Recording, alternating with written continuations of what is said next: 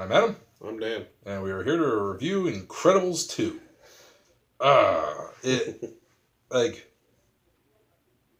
We throw around most anticipated and all that stuff a lot. But if there is one animated film sequel that we had to wait longer than this, I will be surprised. I was thinking the exact same thing before we started filming. Was there's plenty of movies, especially nowadays, that I'm looking forward to. Huge Star Wars fan, huge Marvel fan. Yeah. Always looking forward to those. But this movie might have been my most anticipated of the year, if not longer. Yeah. Because, man, did I love the first Incredibles. And, man, did they do it a disservice by waiting this long to give it a sequel. Not disservice in that, we'll get to the review in a minute. But just the fact that we had to wait this long. Especially because it left it open for a sequel at the end. I'll start this off by quickly asking you, was it worth the wait? I wish it was shorter. Only because it wasn't better than the original. Yeah. It was not a bad movie by any means. I enjoyed it a lot. So, I'm not unhappy with the movie we got, but it would have benefited by not being 14 years. I fully agree. I was really looking forward to this movie, and when it was over with, I kind of sat there and I was like, I'm not saying this is a bad movie. It's not. No. It's actually pretty good. But this is not better than the first one. No. Not even close, unfortunately. The thing I'll say about this movie is that it ends up starting off with where the last one left off. Yeah. Which is the Underminer. Now, granted, from the trailers and everything, we knew that the movie's main villain wasn't going to be the Underminer. Right. But we were told how this movie's going to pick up right where the last one left off.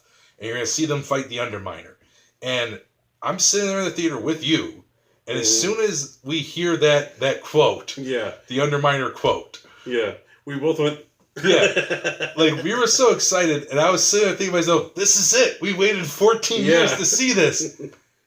And it's very disappointing when you get to the end of that sequence. Yeah. Because, spoilers, I guess, they don't catch the Underminer. No. They stop whatever his evil plan was, technically. Yeah. But, they don't catch him. So I sat there in the theater thinking to myself, oh my god, maybe the Underminer is going to be the villain of this movie. Yeah. And, the trailers kind of threw us for a loop. I'm gonna say spoiler again. No, he's not. No. The villain you see in the trailers is the villain in the movie. Yeah. But the problem with that is that, so if you didn't, from the trailers, you can tell from the trailers, the movie's kind of has two different plots going on, where it's you follow Elastigirl as she's basically being the superhero, saving the day, and basically being the sponsor or spokesperson of why to bring the supers back. Yeah. Basically the example of why we need she's them. the face of the movie. Yeah. But then you have the other story, which is about Mr. Incredible basically just being a stay-at-home dad. Yeah. And that whole subplot was far more interesting, far more entertaining, and just overall was I wanted the whole movie to be this. I'm not saying the Elastigirl stuff wasn't good, because it was, and I'm not saying they took too much with this and didn't do enough of that. They followed these plots pretty similarly. They both get about an equal amount of screen time. But I couldn't help but feel every time they went back to the Elastigirl storyline, I sat there kind of wishing, man, I wish we'd just go back to Mr. Incredible story, because that is far more entertaining than this. Now, again, not to say that her stuff isn't entertaining. It is, but it's her doing the superhero stuff, and it's him doing the family stuff, whereas in the first movie, it was that and the family stuff mixed together. Yeah. Whereas in this movie, it's all completely separated until the very end. Right. And I will chip in. I already mentioned, part of what I loved about the first one was that it was so well written. And basically the first movie had a thesis that it was going for. And it presented it to you, and it gave you examples, and then it showed you the point, and it also showed you, why, it was mostly the bad guy who had the point. So it also showed you why he was wrong, because he's the bad guy, and that's what you're supposed to do. Yeah. And then this movie, in a not exactly split up with the two, but in a similar fashion, they tried to go for a couple of different things, and unfortunately, they don't really develop either of them or any of them as well as in the one in the first movie, and it really comes down to like separating things like ended up hurting it. Now again, not to the point that it ruins the movie because it's a very funny movie, Yeah. it's a very engaging movie, it's fun to watch and everything, but again, like what pushed the first one over the edge was that sense that like there was a unified theme going on and everything in the movie was kind of connected to it. Yeah. Whereas in this one, there's a couple of different things with, different plot lines connected to them, and that's fine, but then they don't come together. It wasn't as, like, efficiently written. It wasn't presented as smoothly and clearly as the first one. Mm-hmm. And that is, to me, the biggest complaint. Because really, as much as that matters to me, and I do wish that it had been handled better, it's my biggest complaint because everything else was still so fun. There's a scene with Jack and a raccoon that is easily the best scene in the movie. one of the best animated scenes I've seen in a long time. And I'm talking about like, going back to like Kung Fu Panda. Like, when I first saw that, like that level of like just entertainment and like, yes, this is awesome. Like that scene was fucking great. And again, I don't want to ruin how the scene goes or anything, but it's fucking hilarious. Yeah. That was really good. All of, like the stuff with Mr. Incredible, like discovering Jack's powers was all pretty funny. Frozone, of course, when he shows up the few times he does is funny. The kids I wouldn't say the kids are more developed. They're really not, really, but they're still entertaining. They're not annoying kids. Like, they're not annoying kids. And, like, while they're not necessarily more developed, it is at least, like, different plot lines than in the first movie.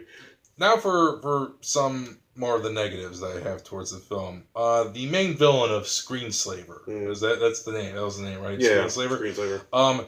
Not nearly as interesting, memorable, or even as good as Syndrome. No, not close. Not at all. And again, I think that comes down to Syndrome had a point that he was making. Yeah. And Screenslaver, they clearly want to have a point that he's making. He even gives a couple speeches, but like, I mean, at one time he's literally cut off from his speech. Yeah.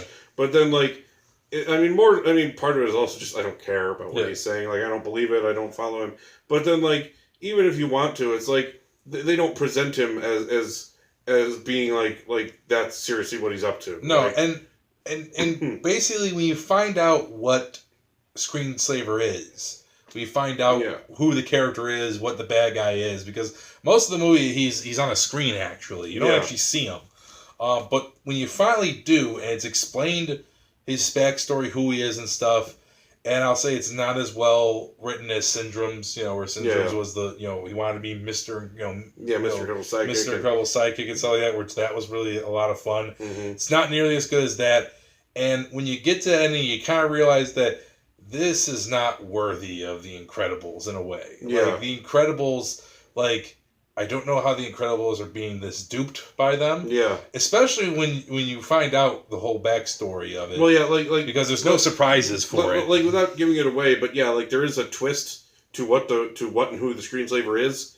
And unfortunately, like, going the previous review we did for Hereditary, where we admitted, like, even seasoned, moviegoers like us had no idea where that movie was going. Yeah. This one we both called. Like, we both called it basically instantly. Because, I mean, I don't want to give it away, but it's very similar to the first movie with Syndrome in a way.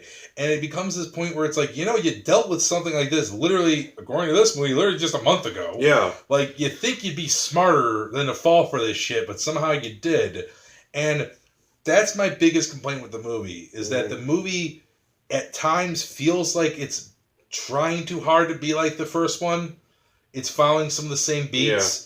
Yeah. Even like Samuel Jackson's character Frozone, who like in the first movie showed up kind of in the beginning and then just kind of showed up at the end. Same thing here. Yeah. Just shows up again at the beginning and then kind of just comes in at the end. That one I'll say is another obvious flaw. Because I mean, it helps that he was voiced by Samuel L. Jackson, but Frozone was like an audience favorite from the first one because he was cool. Yeah. And then in this, that was not a pun. And then in this one, it's like, okay, so you got Frozone back. You even specifically get Samuel L. Jackson again, and it's like we're gonna see more Frozone. And then there's literally a part where they bring him in, and it's like, okay, so this is gonna be his re-entrance to the movie. Like this is gonna kick off like when he becomes more important again. and then he disappears like literally one scene later, Yeah. and then doesn't come back until the end. Yeah. And it's like how do you screw that up? Like, how do you have Frozone be that popular, Yeah. and then not use him? Like that was one flaw that I realized the other day was like they literally brought him back in that one scene for no reason. Yeah. And then he disappeared again. Yeah, and then my other biggest complaint is that the climax of this movie is not nearly as good or as entertaining as the climax in the first movie. No. And it being a sequel, that's really disappointing. And the other disappointment I have with the climax is very too similar to the opening of the movie, which I get what they were going for. The whole idea was at the beginning of the movie was all about them working together as a family, and the reason that they all kind of wanted to take charge and kind of be the hero of the moment is kind of why they ended up failing. And finally you get to the end and it's just like, oh no, we're going to now work together, and no one has to yell at each other, we're all going to work together, we all know our places and shit like that. That's fine, I get the message, but the climax is literally almost beat for beat like the beginning. And without me giving anything away, it literally is. So my overall thoughts are that I really do like the movie. I enjoyed it. It's not like I was pissed. It's not like I was pissed that I spent money to see this. It's very entertaining. It is very entertaining. There are a lot of good funny moments. There is a lot of good written dialogue in the movie. And like I said, that scene of Jack and the raccoon, to me, is almost worth it just to see it for that. But it's just that it feels like it's relying too much on the first movie and it's trying to be too much like the first movie. The problem is that there's something missing in this movie, and I could sit there and I could throw out a lot of things like we just did and tell you what's wrong with it. But in the end, I still very much liked it. I still think it's definitely worth going to see. But I have to give it a 7 out of 10. I can't give it anything higher than that because to me, if I were to give it an 8 would just be like, okay, it's on par with the first one, but it has a little bit of problems. Whereas, like, I think it has enough problems to the point where it's like, I can't give it higher than a 7. But I'm still giving it a 7 because I still highly recommend you go out and see the movie and spend money on it. So, that's my score. Well, I mean, I will say very quickly, like, it wasn't worth 14 years of wait. It is worth your money still. I very much agree. You should go see it. It's still very funny. If you don't laugh out loud in the movie, you're dead inside. And like the action scenes are still good. They're very clever and creative. Like, I will say there was more good than there was bad. Now, Incredibles 1 was long before we did these reviews, long before we were writing reviews or doing anything really. So there is no score that exists for it. Had I reviewed it now, I mean, looking back with rose-colored glasses, obviously. But if I were to review it now, I'd probably give the first one a 9. So I am going to give this one an 8 because it's not as good. It's a level lower. But I enjoyed it enough that I think you should go see it, and I think it benefits from the big screen. And it's still solid enough that it's going to be on my list probably for favorite movies of the year. It's not going to be number 1. It may not even be top 5. But it's going to be on the list. All right. And I guess with that, we'll just end the review here. Again, to recap, we both give, Incredibles 2, he gives an 8. I give it a 7. We both say that it's definitely worth your money to go see. Just might not be worth the 14-year wait, but still highly entertaining. Yeah, still solid enough. Still definitely worth your money. So that's going to do it for this review. So please thumbs up the video if you like it. Please subscribe to our channel and please leave a comment and let us know what you guys thought of the movie. I don't know what we'll be back with next. Jurassic World comes out next weekend. And I am definitely going to see that. I don't know if you're going to see it at all. I know you still never saw the first Jurassic World. Yeah. So. But again, I didn't see the first Pacific Rim either. That didn't stop me. Yeah. So we might be back with Jurassic World. After that, it's hard. I don't even know what's coming out besides like Ant-Man and Wasp. I think that would be the next one. Then after Jurassic I think World. that's the next big one anyway, yeah. So, I mean, there's always the chance we'll see something smaller, but we don't plan those usually. Yeah. So, I don't know. Definitely keep a lookout. We'll probably be back with Jurassic World, Fallen Kingdom, or we're going to be back with Ant-Man and Wasp. Definitely we'll be back with one or the other. So, until then, see you later.